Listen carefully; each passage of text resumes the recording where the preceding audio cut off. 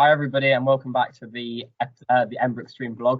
This is going to be the culture at the Emmbrrok episode. I'm really excited for this one because I know we've got lots of guests that are participating with loads of different backgrounds. I think culture is a really interesting topic, so I'm really excited to get started. Up first, I'm going to hand over to Miss Pepper to discuss the importance of this topic and why it's a good idea that we're doing the vlog on it today.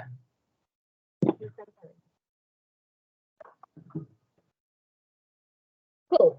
So, realistically, I love the idea of sharing everyone's culture. Yeah, being the culture coordinator, loads of people have approached me with wanting to share their culture and approached Miss Kasubi as well. And I thought this is the perfect platform to share a little bit about everyone's individual culture and then teach everybody a little bit about what is really important to them at home and how we can integrate it into school a little bit more. Obviously, culture is huge. It can include lots and lots of different things. Diversity within homes, lots of different people. Could be linked to your ethnicity or your beliefs or any traditions you have at home that you would like to bring into school or teach others about. So I'm really excited to learn lots about lots of different cultures today. So what's really important to me is the idea that everyone is equal and should have an equal platform to be able to share with others what they think is important and just express and celebrate the differences we all have that link together and make us a community. So for me, part of that is coming from a Jewish background. I love the idea that I get to share little nitbits of information, and then equally I get to share those with other people as well. So without further ado, shall we go off to Miguel to start us off with? Hello, my name is Miguel and I decided to do Spanish traditions. El flamenco. It's an artistic expression with singing, guitar and dance. It's a mix of cultures of natives, Jews, Arabs and Gypsies of the 18th century. The flamenco is considered cultural heritage of humanity by the UNESCO. La siesta. In Spain, lunch is usually the heaviest food of the day. During 1 p.m. and 3 p.m. when people eat there is also the most heat. During this time, most of Spain, people take the opportunity to take a nap to recover and be ready for the rest of the day. La Tomatina. La Tomatina is a party which originated in Buñol in Spain. It celebrated in August and started in the 70s when there were lots of leftover tomatoes from the harvest, and they decided to use what was left to throw tomatoes at each other for 1 hour. This is done every last Wednesday of August. Food. Spanish cooking is without doubt a mixture of delicious history, culture and flavors.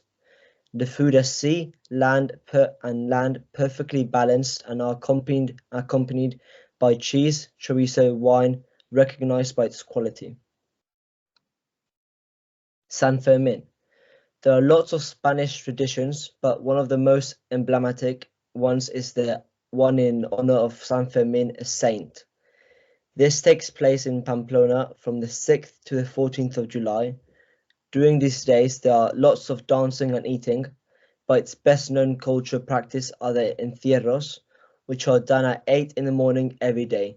The encierros involve bulls being released across the city in designated lanes and people run in front of them. Zara, I noticed you've got your hand up. Do you want to add on to this slide? I just wanted to say something about that celebration called La Tominia. So why do people like throw the leftovers tomatoes to each other? Like, I don't understand the logic. It's just like because like tomatoes were left over in the 70s, so like they started a tradition out of it, to have some fun every last Wednesday of August. Oh, I see. That's interesting. It sounds to me a little bit like in I think it's Feather Gorge, where they roll down the cheeses on the hill. It's like a really bizarre tradition that has just come out of nowhere. So it's really interesting as well. Like, it's one of those weird traditions, I think. It's really awesome.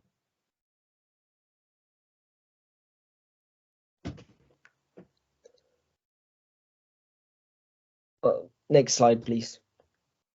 Semana Santa. In Spain, there are lots of Catholic religious festivities, but the best known is Semana Santa. This is not unique to Spain, e.g. Easter week, but the Spanish Semana Santa is one of the most known worldwide. This religious festivity involves a commemoration of passion, death, and resurrection of Christ during the whole week. During the week, processions are organized in which religious images are taken through the streets. This is celebrated throughout Spain. The most famous is in Andalusia.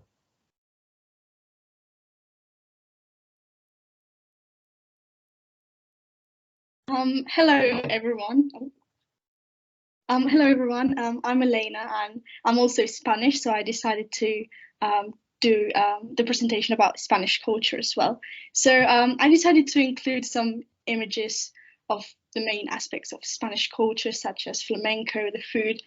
But I also wanted to talk about the painting at the bottom, which is actually a very famous painting in Spain, and it's called Las Meninas. And it's by the painter Velázquez. So Velázquez was a very famous painter of the Spanish Golden Age. And I've actually been to the Museo del Prado in Madrid to see the painting. And if you ever go to Madrid, I would 100% recommend going to see it. Next slide, please. Just quickly before we moved on, Suarez, do you want to add about the painting? You know, when Miguel, how do you say his name? The last person that did the Spanish culture, like before Elena. Miguel. Yeah, Miguel. So basically, on the last slide of his presentation,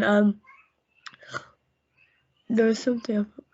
Yeah, that celebration about Semana Santa, is that like Christmas? Not really. It's like Easter week, you know, like celebrating the resurrection of Jesus. Oh, so it's like Easter, because I thought when it said Santa, I thought like it's something to do with Christmas. Miguel, what does Santa mean in language? Pardon? What does Santa mean in the Spanish language? Is there a direct translation or something similar? Yeah, it's just the same translation, Santa, but it might have, like, depending on how you put it, like depends on which festivity it might be, like, you know, Christmas, like Santa. You know, okay. But depends how you put it. Oh, cool, exciting. Well done for asking questions, Suarez. If anyone has any questions as we go along, you can unmute yourself and ask your questions, or pop them in the group chat, and perhaps when that person's finished presenting their couple of slides, you can then go forward and go forward with that. You want to carry on, Elena? If you've got your hand up, or are you feeding off of what Miguel just said? Yeah, I just wanted to add on that Semana Santa, the translation would be like Holy Week. Oh, that's cool. Ah, that does make sense. Fantastic. I'm learning so much already. I'm thrilled. If you'd like to carry on, Elena. Yeah, so about the painting, if you ever go to Madrid, I would 100% recommend going to see it. Next slide, please. So the Spanish language is actually a Romance language that originated from Latin, and around 75% of modern Spanish is derived from Latin. Spanish is also known as Castilian, so usually it's referred to as Castilian in Spain, but if you go to other countries in South America, it's just Spanish. But yeah, that's another interesting fact. Next slide, please. So around the world, Spanish is the official language in 21 countries, and it's actually the third most spoken language in the world. Around 500 million people speak Spanish as their first or second language. And Spanish is the predominant language in South America. So even though Spanish is the official main language in Spain, there are other regional languages. For example, in the Basque region in northeastern Spain, they also speak Euskera, or for example, in Valencia, the Balearics, they speak Catalan, and in the northwest, Galician. I decided to include this slide about just important writers in Spanish literature. One of the most famous one, of course, Miguel de Cervantes, who wrote Don Quixote. Another one would be Lope de Vega, who is a poet, and Federico García Lorca, who is also a very famous poet. Another writer would be Concepción Arenal, who's also a poet, and she was also a pioneer of the feminist movement. And another one I would like to highlight would be Rosalía de Castro, and who is also a poet, and she's very famous because her earlier poems were written in Galician, which was quite controversial at the time, but she sort of like revived Galician, so I just thought I would include that. Does anyone have any questions? I actually have a kind of half question, half back. So when I was at university, I studied drama as well, and I studied Blood Wedding. I don't know what Blood Wedding is in Spanish. I can't remember the original text by Lorca, and it's a beautiful play. I really do recommend. I'm ashamed to say I don't know many of the other writers or poets that Elena's put on the screen, but I'm definitely going to look some of them up. Lorca in particular had really links in with what Elena was saying about the romance of the language.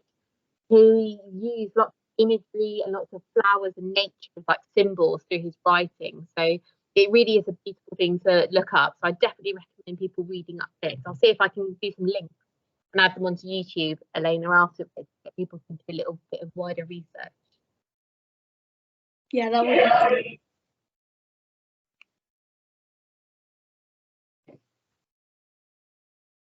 Any more questions? We can always come up with questions at the end and all talk about lots of different things as well. So if no one has any questions now, pop them in the chat or save them to the very end, and we can go over them again if you want to. Okay, thank you, Elena. Anelia, if you'd like to start talking about the English language.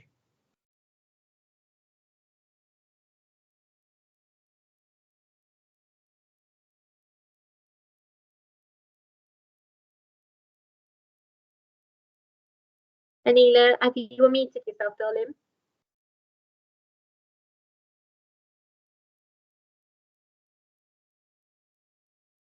Okay, I think we're just having a few technical difficulties there with that.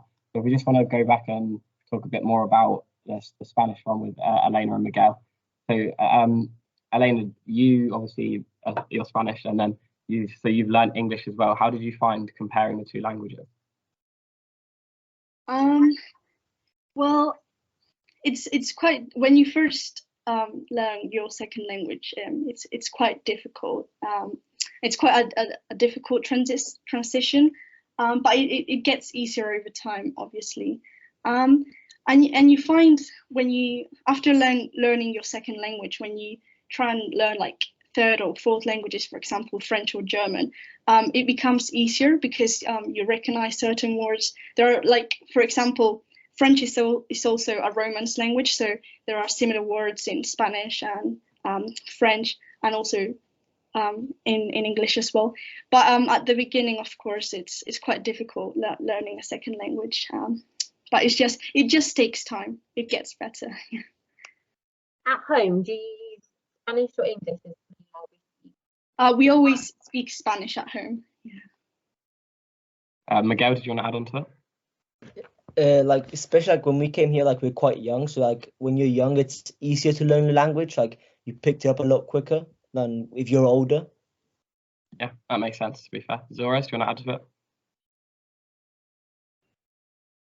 Saying about how about the second language, my second language was English, but my since my parents came from Pakistan, my first language was Urdu. So like and also I had like this I don't know how to explain it, but like I wasn't able to speak English that well. My like voice wasn't clear and like all of those stuff, and it's still a bit, but like better. But yeah, so English was my second language, and Urdu was my first one. What would you guys say, and this is open to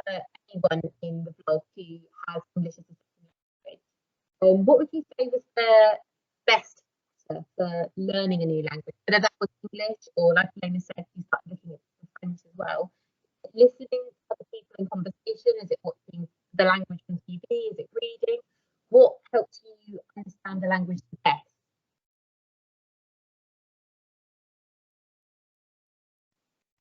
For me, I would say that it's talking to the people who actually speak the language and just having conversations, even though at first you might not understand anything at all. It's really good, like, for listening and understanding over time. That really helps you.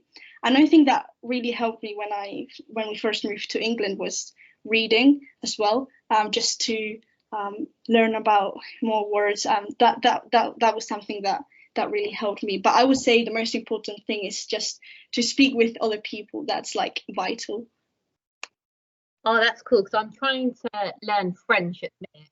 But kind of like what Miguel was saying a minute ago. I think it's harder when you're older because we're less tuned to learning. I think it's harder because we're not in practice as you guys are when you're in school. So Mrs. Lloyd is trying to teach me little French here and there. But to be honest, I'm not a very good student. And I'm trying to listen to her more. But what I really struggle with, and what I've made me realise when I'm speaking to people that don't have English as a first language, is you speak really fast in your own language when you're trying to learn. You really do have to slow down so that everyone can pick up bits and pieces. But cool, thank you. I might give Spanish a try now that I know they're so similar.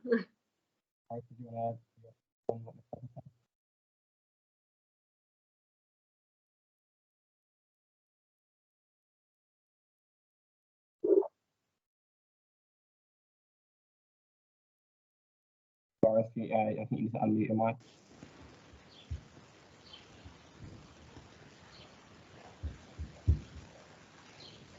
Okay, if not, that's absolutely fine. Does anyone else have anything to add on this topic? Okay, then if not, we can try and move on again to the next topic. So, Anelia, are you able to talk about the English language now?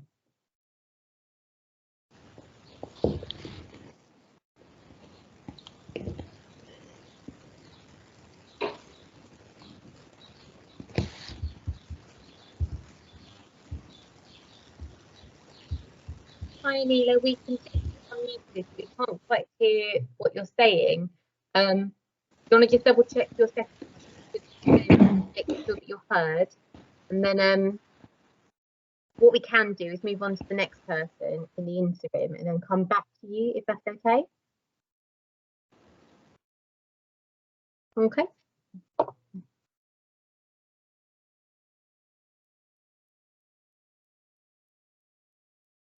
Anureet, do you want to start speaking about the Indian culture? Yeah. Good afternoon. I'm Anureet. Today I'm going to talk about the Indian culture, which is very diverse. So first of all, I'm going to talk about the many type of religions which are in India. For example, there's Hinduism, which I myself follow, and Christianity, Buddhism, Sikhism. There are many different religions. And some religions they are specifically made for India. There are not many religions in other countries. Next up, there are languages in India. The main language that the main country language that most of the people speak in India is Hindi, which I myself speak at home, and also languages like Punjabi, Urdu, and which are used in countries near India also. Next, India has much diversity of festivals. In India, there's festivals like Holi, which is the festival of colors, and Diwali, which is also celebrated in different countries as well. It's the a festival of lights, and there's a unique festival on the 15th of August in India that the day where we gained independence. We fly kites out in the open, and there and we respect other religion like festivals also. For example, like Muslim religion like Eid and like that. And India also has a large type of dance and music forms. India has music, like India is most of the time like famous because of classical music of India and the instruments of India. And India has very unique dances, for example, like Kathakali and Bhangra and dances like that. And people wear different clothings. I'll add on to that later. Now, next up, we are moving to the food section. In India, most of the people eat dal as their main food, and some chapati or like that stuff. And the unique part of the food in India is that every single state has its own type of food. For example, Rajasthan has puris and halwas for its food, which halwa is a sweet, and puri is kind of a chapati, but it's brown colored and eaten with some like uh, uh, dal or something like that. I've never been to Rajasthan, that's why I don't know much of it. But in Delhi, we eat, where I'm from, we eat chapati and some dal most of the time. And when we talk about food, and at last, when we talk about clothing, India has, like, for I can relate this to dance, because and for the same, every single state has different type of clothing, and people like wear different type of clothings in dances and like festivals as well. The uh, festival dresses and religious dresses and all that. So the clothing examples are like the girls wear saris, which are very popular, or suits for their main clothing, and the boys wear kurta pajama on the festivals and days, and they normally wear a t-shirt and pants. That was really well spoken, Anureet. That was really interesting as well. So thank you very much for that. Thank you. Welcome. Suarez, if you want to comment on that.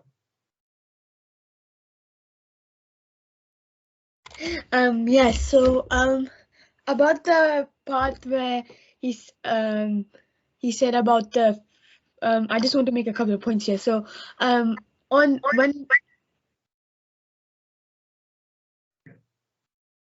so on wait, did you say something, Miss Pepper? No, nothing from us. We're just waiting for you, Suarez. Oh, okay, so basically about the food part, so basically I found out about the differences between like from where my family are, like Pakistan, and like, so basically I found out that like they're like very similar, but except like if you see the curries and stuff, they're like sometimes a bit watery, like what I've noticed, but like basically they make, so India like makes a different version of, like they make a bit watery version of Pakistani food. And about the clothing part, more what I've seen, like since Pakistan is near India, like I know a lot about it. So the clothing are similar as well. So there are like lots of similarities because between like Bangladesh, Pakistan, India, because like it used to be like one country at first before the British Empire attacked it. Yeah, Bangladesh, Pakistan, and India used to be one. That's right. What I'm really loving is the links between all the cultures they've got. So when we were talking about food, and he was talking about naans and chapatis and things like that, it really made me think about my culture. So in Jewish households, we are obsessed with bread. Bread is the thing you have with meal. It's kind of a real big tradition. So I love challah, having that with meals, with soups and stocks and stuff like that. I just love the similarities, even though I guess on the globe they're close, aren't they, traditionally? I was just wondering, Miguel and Elena, is there any tradition in Spain about bread or specific Spanish bread that is specific to your culture? I know you talked about paella and lots of other things, or had lots of images about that, Miguel. Is any bread there involved? It'd be interesting to see if that's a theme across all cultures. I don't think it's in the same way as like in India or Pakistan, but it's true that, for example, I remember in the summers, my grandpa every day he used to go to. They have very in the small towns. They have very local bakeries, which are really important in Spain, in the smaller towns.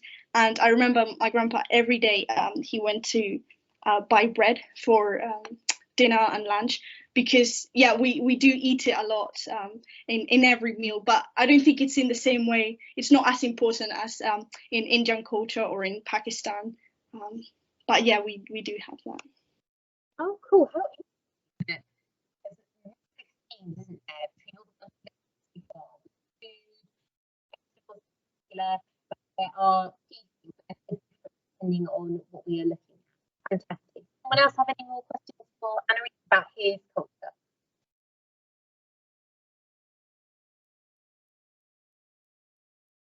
I'm fine with moving on. Okay. Anelia, do you want to try and unmute yourself to see if it works, so we can try and go back? If not, we can try again after Dylan has spoken about his. I'm going to try talking now, Anelia.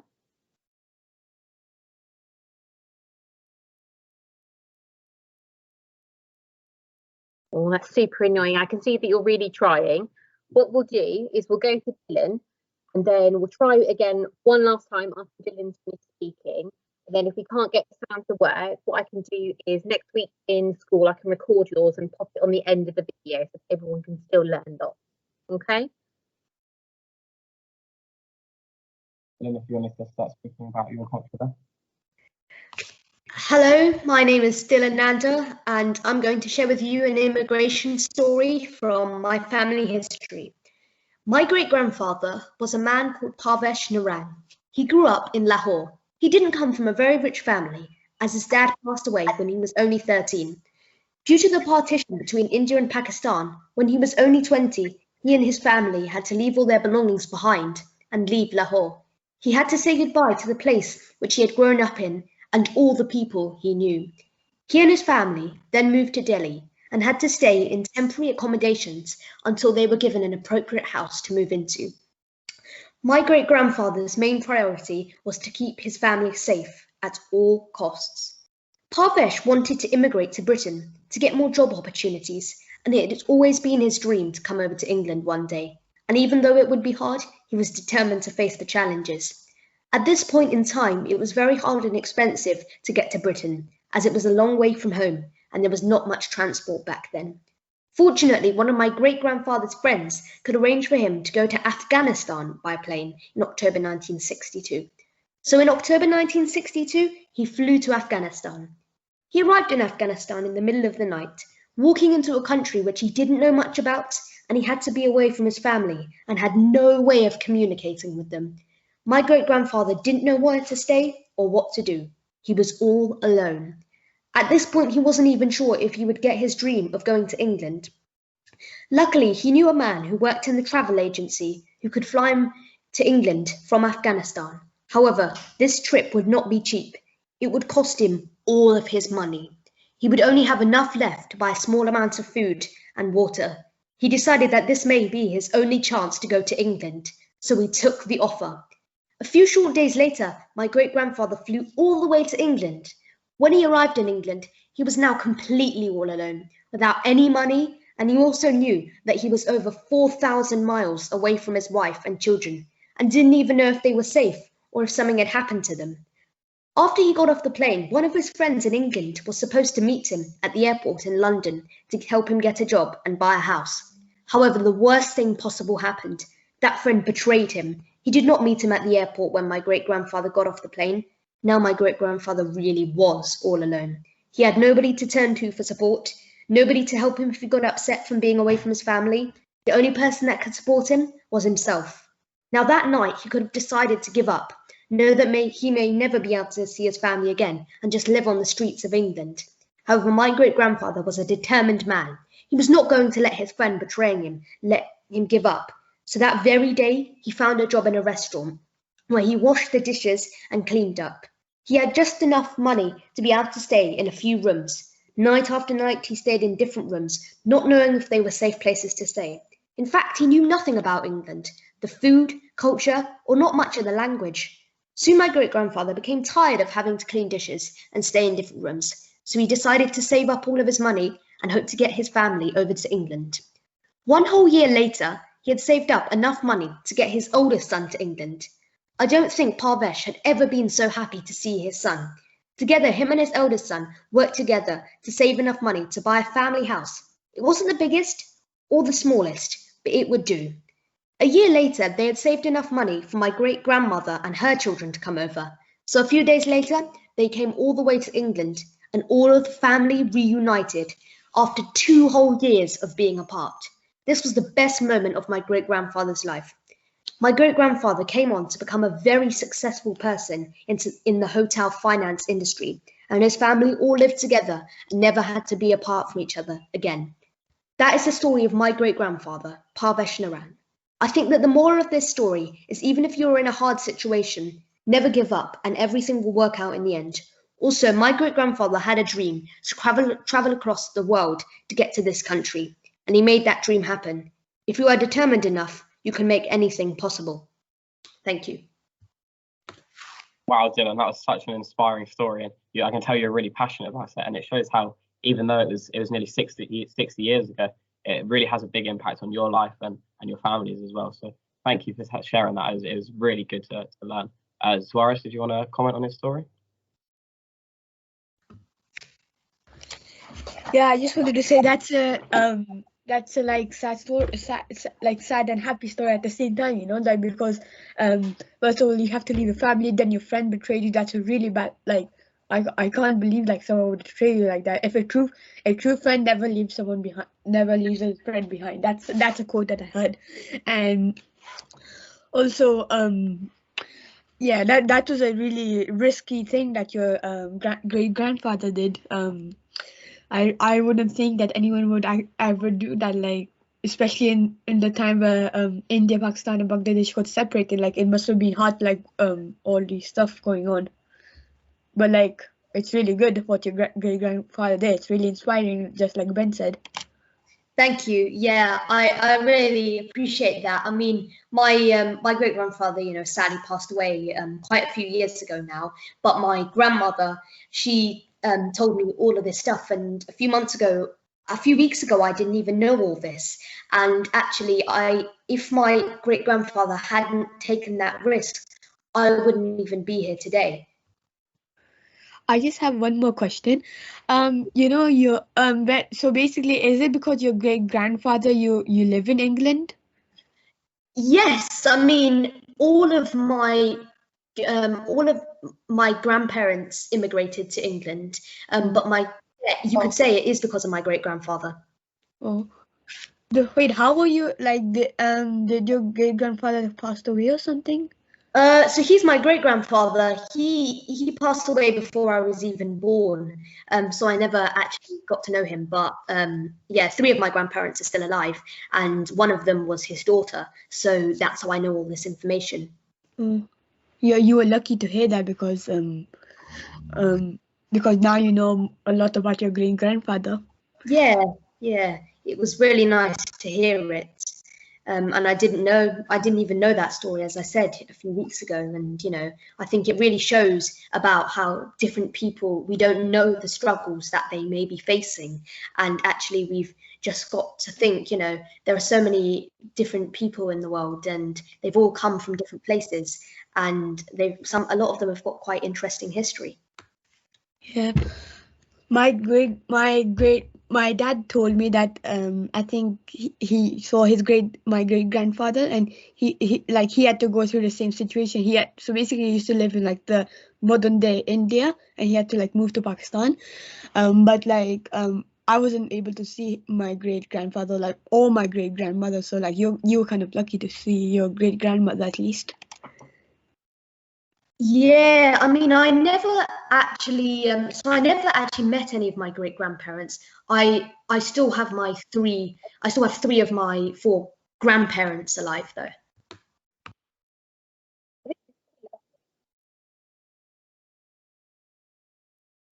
Elena talked about her grandfather buying bread. You guys talk about your grandparents and the importance of their legacy. They were the first that came over. I know Elena talked about her parents coming over. I think it's really important to really foster and acknowledge the past there. So as Dylan said, his great grandfather didn't see his family for nearly 2 years. I think it's really important, especially I think that everyone's kind of had a taste of it in coronavirus. We have to go to see families regularly. If your oceans are, to when Dylan's grandfather was around, WhatsApp and FaceTime weren't really a thing back then. So my goodness, it's so incredibly isolating and lonely. So I think that quote is fantastic. It really does pinpoint how much determination and bravery you really have to have for this country. I commend you guys as well, because my great grandparents are Italian, and I'm really ashamed to say I literally know nothing of the language. It wasn't really fostered by my parents particularly well. I really am in awe of the determination and the integrity you guys have. Like, really thinking hard, and you're really working hard to keep your culture alive and very much at the forefront of all the discussions. So thank you so much. I'm learning loads. It's been absolutely fantastic. Does anyone have any more questions for Dylan before we try Anelia one last time?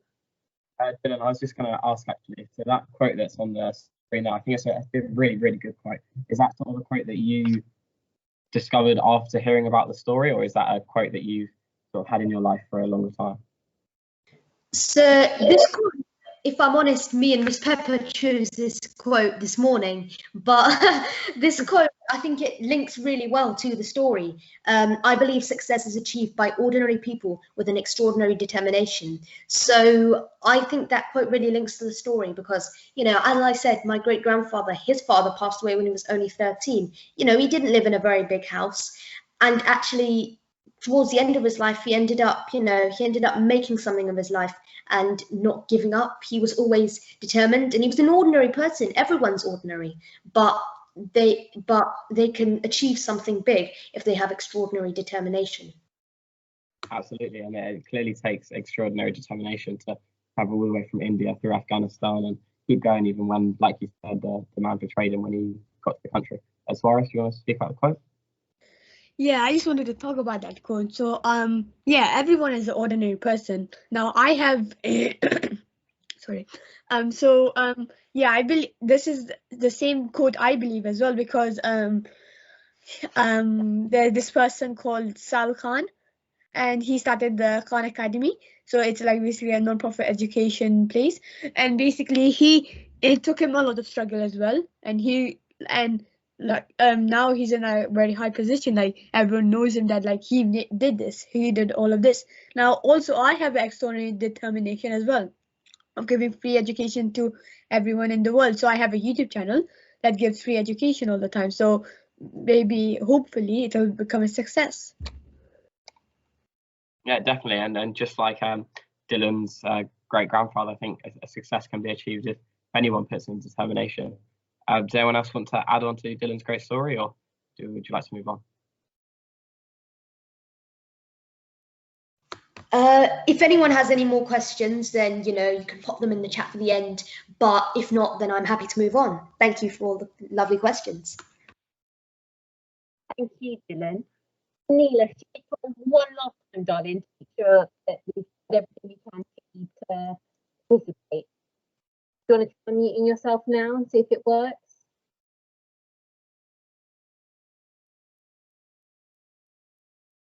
Oh, this is so frustrating. I'm so sorry, Nina. I know it's going to be frustrating.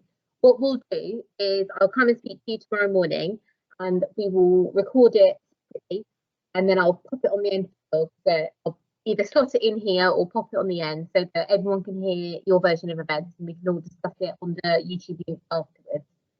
Okay, I'm so sorry it hasn't worked, but we'll make sure it's included separately, okay?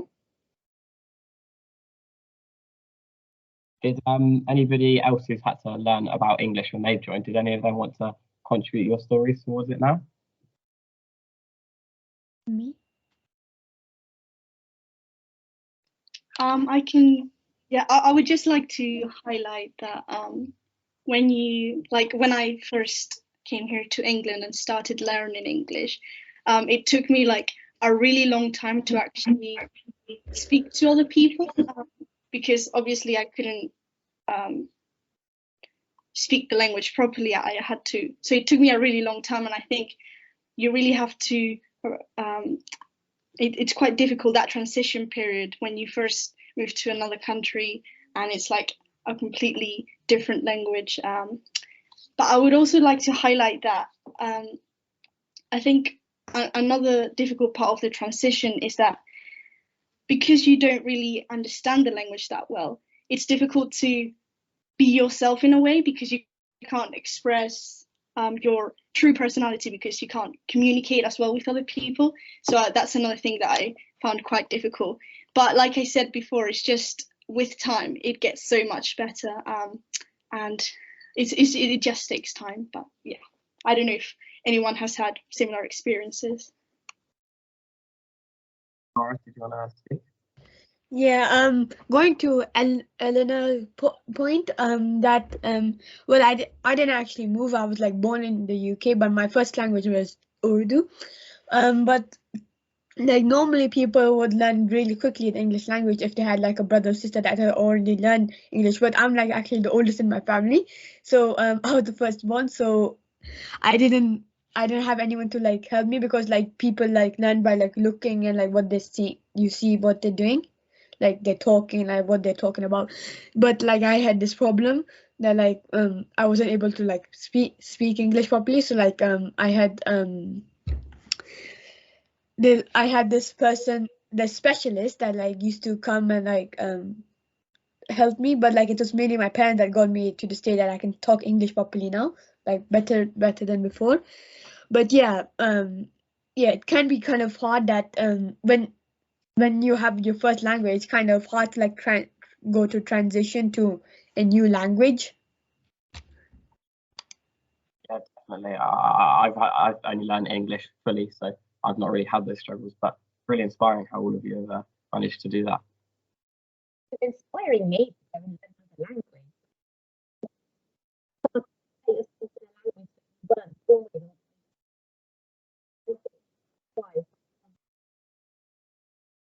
Really I think we're the only two people in the moment who only speak one language. Like it actually blows my mind. Like thinking that every time you guys can articulate yourself, you have to then think your thought, translate your thought into another language, and then the thing I find the hardest whenever I've tried to communicate with anyone in a different language other than English is the way your mouth moves, even your jaw and the way you pronounce or move your tongue is completely different. Totally. I'm genuinely in awe of all of you, the fact that you can communicate in one, two, sometimes even more languages, and massive congratulations to all of you. Like, to learn you guys, genuinely in awe. Just reiterating Miss Pepper's point, I know might embarrass Elena a little bit here, but she I know she speaks Spanish and English, and then I know you've got really good grades at French and German at GCSE as well. So it really is impressive to me how you managed to learn all of those languages. Laura, did you want to speak about what Miss Pepper just said?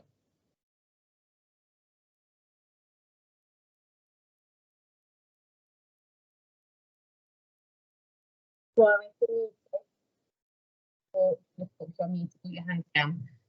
Wow, I did not know Elena could speak that many languages.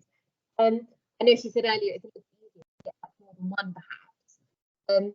But wow, oh my goodness, like amazing. I'm genuinely in awe. It kind of brings me on to the last quote that we had on the screen. If we switch to it, this is kind of the main reason I kind of wanted to inspire and talk about culture, because loads of you have come to me, loads of people have come to me that have been able to send the blog today. I really just wanted to share, and it's just so interesting. Like I already raised this earlier, but the thing we've said has been so different, but at the same time it's common. Like there's themes with celebrations being really important in all of the cultures we've shared today. Family and particularly older generations have been so important, and I just love that we are making steps as a school, as a community, to become more inclusive and learn more. I think it's really hard to if you don't know enough, and I really want to foster the idea that we can ask more questions. Because Ben and I were talking just before the blog started, and it's just like, well, we could share our culture as well. Ben was like, well, I don't really have one. I was like, of course you do. Everyone has one. It'll just be really different to everyone else's. So I think it's really lovely that we've been able to accept and ask questions and really learn lots. So my question really to end, and it's up to you whether you'd like to add something if you want to. What really would be the biggest thing that you would like people to learn or understand from your culture or your experiences of learning or being in a different country? What's the most important thing you would like everybody to take from today or take from learning about your culture?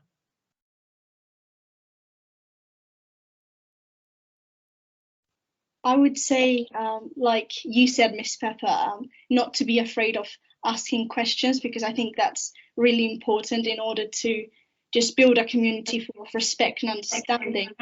To be able to learn, we have to ask lots of questions, and I think that's something really important.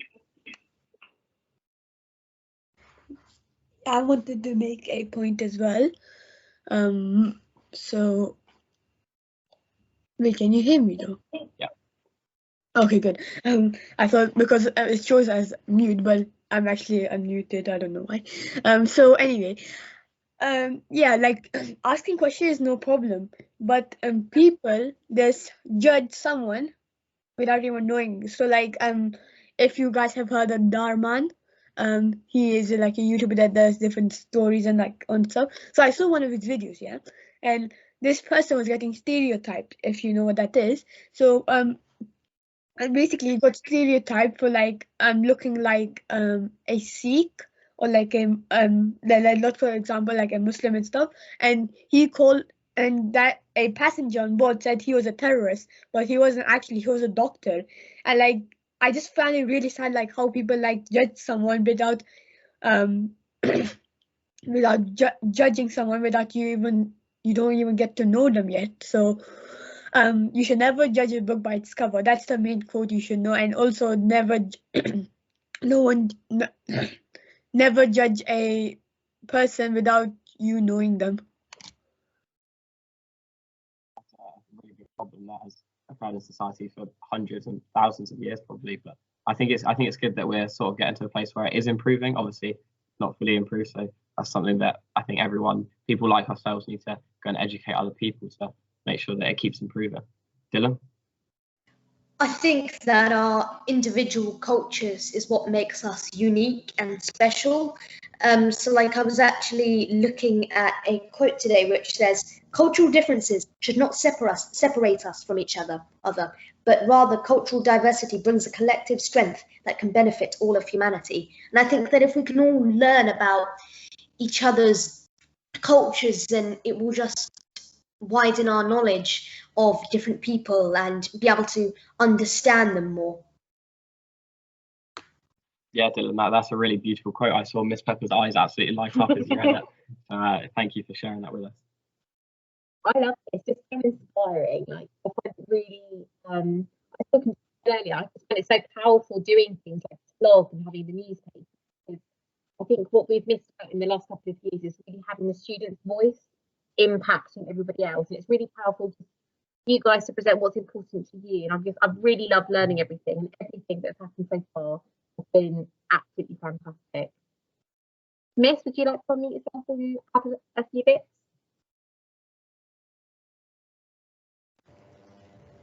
Hello. Can you hear me okay? Can you hear me? Yeah. Oh, good. Sorry. I just wanted to say, I think with each generation, we get closer and closer to more sort of acceptance of each other and different cultures. And I think these guys here, their generation, are going to be the ones that have, you know, there's so much acceptance and so diverse and so much kind of love and appreciation of each other's sort of cultures and who we all are individually. And it's so nice to see that this is going to happen. I think every generation we get a little bit closer. I think we're getting to a point where we're going to be spot on. And I would also like to say, I have nothing, the children I work with who are learning English as a foreign language, and I would have nothing but absolute respect and awe for them. They're absolutely amazing. And to have to, like you said, Miss Pepper, not only in classes are they having to think about the work, but first of all, they have to translate it. First of all, they've got to try and understand it. then they have to try and do the work, and it's just amazing how they do it every single day. And some of them don't think they're very clever because they don't do so well in class, and I'm just like, you're amazing. You're having to like do a whole extra step just to do the same as everyone else. So I think they're absolutely brilliant. And yeah, that's it from me.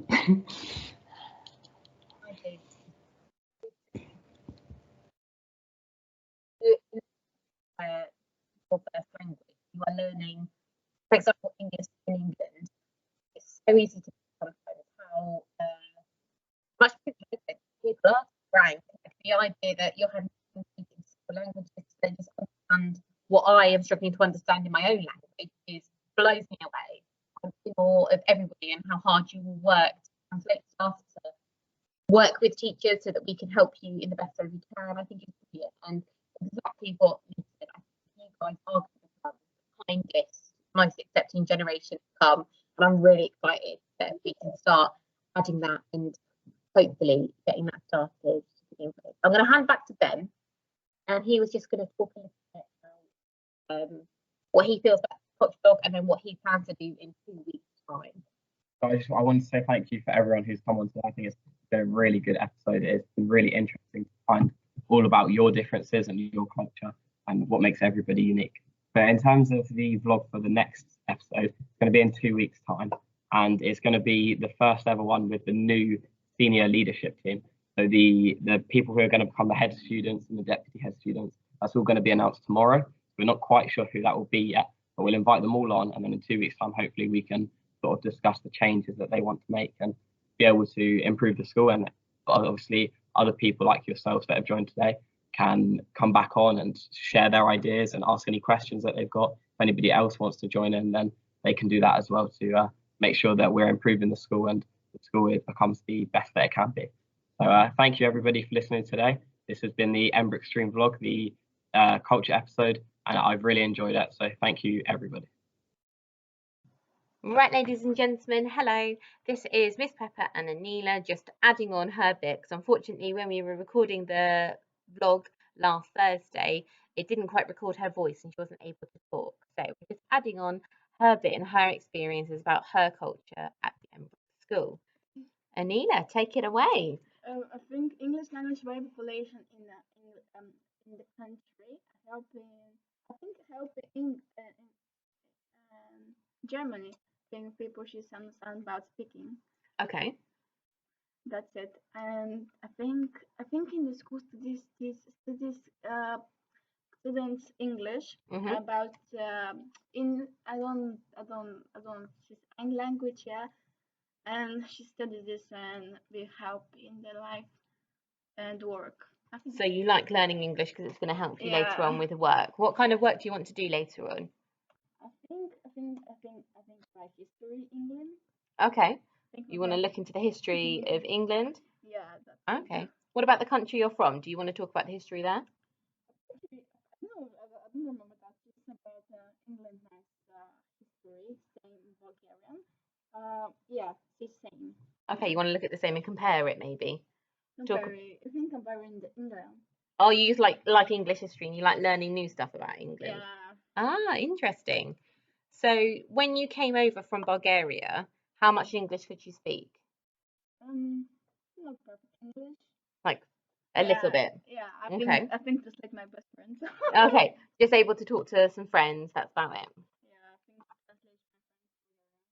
translation. Okay, so you relied on her to translate. Oh yeah, translate. So what's the best thing about learning the English? The best thing is to read. Okay. I think how to read it. I think she's about look, it's with the course. I think she's trained us about reading. Okay. But she's a help everyone. So reading helps the most. What kind of things do you read? I think romantic book. You like romance books? Yeah, I think I like grammar, which is translation English to help me. Anna Karenina translated to English. Yeah. Oh, that's a big book to read. Oh, well done you. She helped me so much. Oh, see, this is what we were saying in the vlog. I'm in awe because Anna Karenina is a really difficult book to read in English, and Anelia can read it not only in Bulgarian but also in English. How smart is that? Ridiculously smart. She's a Bulgarian smart, but in the cooking in England, at the same time, she's very nice school. That Yeah. they were so very nice, and the same Bulgarian, she's have a good friends. Okay. Yeah, the same. In Bulgaria and in England. Yeah. Okay. Yeah, I think Bulgarian, she's one strange day. They just don't have attention in the school. That's not same. And that's Emmbrook School. She's the best and to help you about your life and the study. In this. Oh, that's lovely. So all friends everywhere help you. Oh yeah, Bulgarian school. She's so much help me. So you get more help in Bulgarian school or in English school? English school. Ah, you get more help here. So that's why you like it. Yeah. Very nice. What about this slide? What do you want to talk about here? Learning English. I think learning English in the book population. I think reading and yeah. And writing. Writing. Okay. I think so hard about people. She's I think Bulgarian English she's hard. About you language is strange about you. She's one day she's always hey. I think she's time for English, the English to me. Oh my gosh. Is it hard when everybody talks English at you very quickly? Yeah, I think it's hard to me. She's I think talking to people she's why took me I don't understand. Is it hard to get people to understand you if you're learning English? Yeah, same. What's the best thing to do? Use Google Translate or write it down or? I think write it down. Write it down is best. So I like to study England. That's was nice to me. She's I'm happy so much. That's cool. And I think yeah, I'm happy. Oh, that's lovely. Lovely. What's your favourite thing about English school?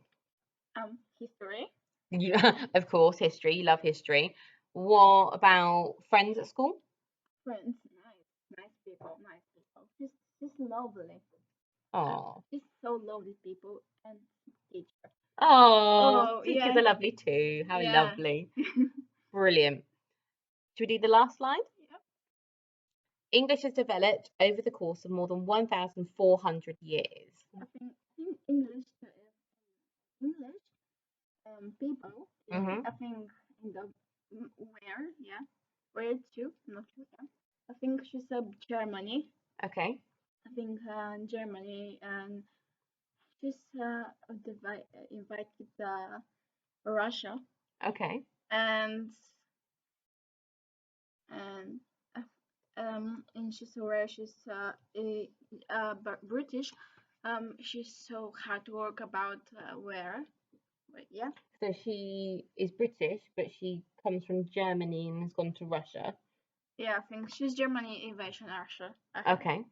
Yeah, and I think this teacher in the history, she's I think that's my favorite history, British history. I like this, and about that, she's nice history in England to me. She's the best fact, and Bulgarian she's joined the book and the words too. Same, it's the same work. I think Germany and Bulgarian she's but Germany don't like Bulgarian and where she's I think every same country have a fact about that and no matter about country she's so beautiful. And she's bringing all the countries together, all the cultures together and celebrating them. Yeah, I think that's lovely. I think Bulgarian so beautiful, yeah. And English same. Okay. In the London, I like London. You like London? What's your favourite thing about travelling to London? Everything. Everything. Yep. I like looking at like the buildings in London. So I like the London Eye with the Ferris wheel when it goes round, or Big Ben. Yeah. I like looking at the buildings. What's your favourite thing to do in London? I don't have a favourite.